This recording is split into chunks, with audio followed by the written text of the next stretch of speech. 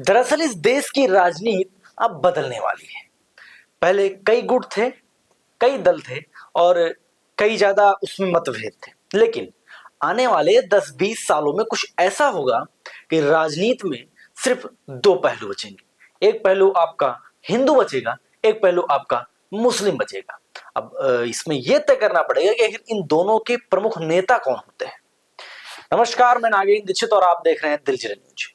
आज एक बड़ा हमने सोच कर एक बड़ा टारगेट निकाला है और एक बड़ा सोल्यूशन भी उसका निकाला है। देखिए, टारगेट दूसरा है और क्वेश्चन दूसरा है और सोल्यूशन दूसरा है। इसमें तीन पहलू। टारगेट ये है कि क्या आने वाले 10-20 सालों में हिंदुओं का ही प्रधानमंत्री कोई हिंदू रहेगा या फिर मुस्लिमों के पक्ष में कोई ऐसा प्रधानमंत्री बनेगा जो मुस्लिमों के पक्ष से होगा। ये तय करना है आपको और ये कमेंट भी करना है कि क्या ये बात सच हो सकती है कि आने वाले 10-20 सालों में कोई ऐसा मुस्लिम प्रधानमंत्री बने, और या फिर ऐसा हो सकता है कि 10-20-30 सालों में कोई भी मुस्लिम प्रधानमंत्री ना बने।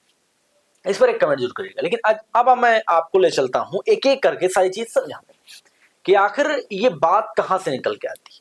दरअसल ये बात निकल के आती है बीएमसी चुनाव से। मतलब महाराष्ट्र में जो चुनाव हुआ है कल के, मतलब 16 तारीख में, उस चुनाव को देखते हुए।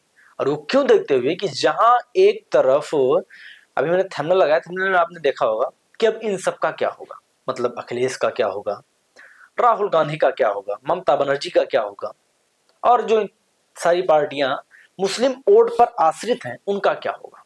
क्योंकि अब मुस्लिमों में एक बड़ा नेता निकलकर सामने आ रहा है जो ये नहीं बता रहा है कि आपको सेकुलर रहना है, वो ये बता रहा है कि आप मुस्लिम हो तो फिर मुस्लिम हमारे लिए हो। चलो मैं एक एक करके आपको समझा रहा हूं। तो इसलिए बात निकल के आ रही है बीएमसी चुनाव से। बीएमसी चुनाव में जो परिणाम आए हुए हैं वो सबको चौंकाने वाले हैं। बीजेपी का हिंदुत्व वहां दिख रहा है, नरेंद्र मोदी का हिंदुत्व वहां दिख रहा है और वो असरदार भी है, क्योंकि करीबन 66% सीटें बीजेपी ने जीत दर्ज की है। बीजेपी ने 135 सीटों पर अपने उम्मीदवार उतारे थे, जिसमें करीबन 89 उम्मीदवार ने जीत हासिल की है।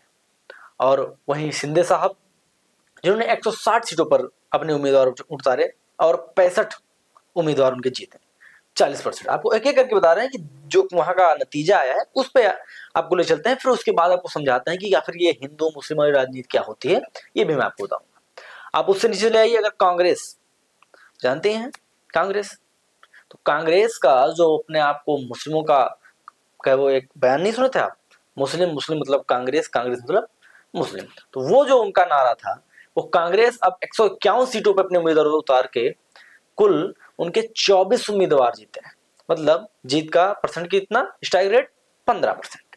आप आ जाइए शिवसेना, 90 सीटों पे उम्मीदवार उतारे जिनमें 29 सीट, मतलब जीतने का परसेंटेज कितना हुआ, 15%। जो ये बोलते थे कि अब अगर यहां आएंगे तो लात मार के भगाएंगे, उनकी मैं बात कर रहा हूं। अब आ जाइए आप शरद पवार, एनसीपी, 11 सीटों पर उम्मीदवार, जिसमें एक उम्मीदवार सिर्फ जीता है। जीतने का परसेंटेज कितना हुआ, 0.90%, मतलब 1% भी नहीं। आप आ जाइए एमएनएस पर, 53 सीटों पे अपने उम्मीदवारों को उतारे थे, जिसमें 6 जीते हैं, 0.86%, ये भी 1% नहीं। तो ये सारा जो आंकड़ा है ये आपको कहीं ना कहीं उस बात से रिलेटिव कर रहा है। लेकिन हाँ, इसमें जो अब आंकड़ा चौंकाने वाला आ रहा है वो मैं आपको बताऊं। दरअसल आप जानते ही हैं अवाशुद्दीन ओवैसी साहब की पार्टी AIMIM, जिसने अपने 423 कैंडिडेट उतारे थे, कुल 423 कैंडिडेट। पार्षद में बोल रहा हूं मैं, चेयरमैन की नहीं बोल रहा हूं मैं, पार्षद बोल रहा हूं। कुल 423 कैंडिडेट उतारे, जिसमें से 126 कैंडिडेट उनके जीते हुए। जीतने का परसेंटेज कितना हुआ, 19%, सॉरी 29%। तो ये है जो अवाशुद्दीन ओवैसी की पार्टी AIMIM, उसका प्रदर्शन है। तो कहीं ना कहीं जो मैंने बात आपसे कही है वो बात इससे अटैच कर रही है कि जो हिंदुत्व वाली राजनीति है और एक जो ओवैसी साहब अपनी राजनीति कर रहे हैं। दोनों की राजनीति कहीं ना कहीं ये दिखा रही है कि अखिलेश यादव और राहुल गांधी, ममता बनर्जी, राज ठाकरे ब्रदर्स, इन सबकी राजनीति खत्म होती दिख रही। वो कैसे? देखिए मैं बता रहा हूं। दरअसल नरेंद्र मोदी का सबसे बेस वोट जानते हैं क्या है? महिलाओं का वोट। कहीं ना कहीं महिलाओं का वोट नरेंद्र मोदी को मिलता है भरोसे के नाते, और वही भरोसा अब अवाशुद्दीन ओवैसी अपनी बातों से दिला रहे हैं। वो कौन सी बात? अभी पिछले दिनों में एक वीडियो वायरल हुआ उनका। उन्होंने ये कहा कि इंशाअल्लाह इस देश में एक ना एक दिन आने वाले कुछ सालों में, अगर हम जिंदा रहेंगे तो नहीं, जिंदा रहेंगे तो उसके बाद भी अगर हम मेहनत करेंगे तो आने वाले 10-20-30 सालों में इस देश में एक हिजाब वाली महिला प्रधानमंत्री बनेगी।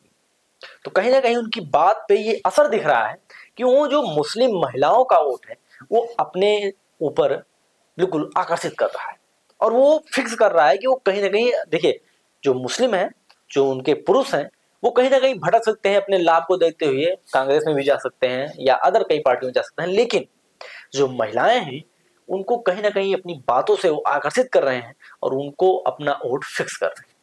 तो ये जो राजनीति है, ये नरेंद्र मोदी के द्वारा सीखी गई राजनीति है अवाशुद्दीन ओवैसी साहब की, जो इसका यूज कर रहे हैं। देखिए, ये नहीं, अब आप इतना असर हिंदुत्व का आप मतलब समझ सकते हैं कि भाई महाराष्ट्र में 66% जीत दर्ज की है किसने? बीजेपी ने।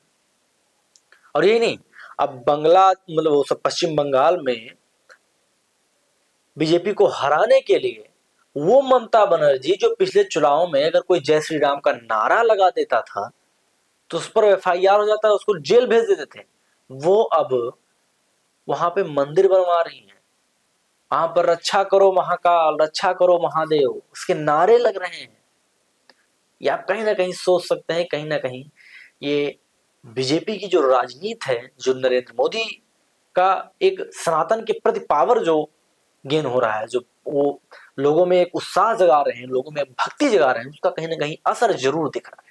और ये असर आने वाले 10-20 सालों में ऐसा होगा कि हो सकता है जो ये बाकी की पार्टियां हैं ना, जैसे कांग्रेस हुई, समाजवादी पार्टी हुई, इन सबका अस्तित्व खत्म हो जाएगा। आने वाले टाइम में सिर्फ 2-3 पार्टियां, 2 पार्टियां ही रहेंगी, या तो एक मुस्लिमों की पार्टी हो जाएगी या तो एक हिंदुओं की पार्टी हो जाएगी। अब हो सकता है कि भाई हिंदुओं की पार्टी में बीजेपी ना रहे, कांग्रेस आ जाए, या कांग्रेस ना रहे तो समाजवादी पार्टी आ जाए, पता नहीं, अखिलेश जी थोड़ा रुख बदलने, काम अच्छा करने लगे। क्योंकि ये लोग, देखो, कहीं ना कहीं जो मुस्लिम वोटर हैं वो ये भी सोचते हैं कि जो सेकुलरिज्म का पाठ हम मतलब हमारी तरफ से पढ़ाया जा रहा है तो हमारा काम भी नहीं हो रहा है, और ये लोग सिर्फ ये बोल रहे हैं कि हम मुस्लिमों के साथ हैं।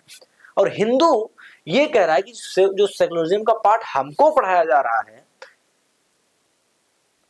और हर चीज मुस्लिमों के पक्ष में दिया जा रहा है, तो ये वैसे हमारा काम नहीं कर रहे हैं। तो कहीं ना कहीं सारी बात अटैचमेंट है उस पास। देखिए, इस पे आपकी क्या राय है, एक बार कमेंट करके जरूर बताएं कि क्या 10-20 सालों में आने वाले डेट में ऐसी राजनीति संभव है। और एक बड़ा क्वेश्चन, पश्चिम बंगाल में जो चुनाव 2026 में, मतलब इसी साल में 1-2 महीने में चुनाव वहां है, तो उसमें क्या लगता है कि बीजेपी की सरकार बनेगी या फिर ममता बनर्जी एक बार फिर से जीत दर्ज करेंगी? इस पर भी आपके कमेंट चाहिए आपका। इसी के साथ धन्यवाद।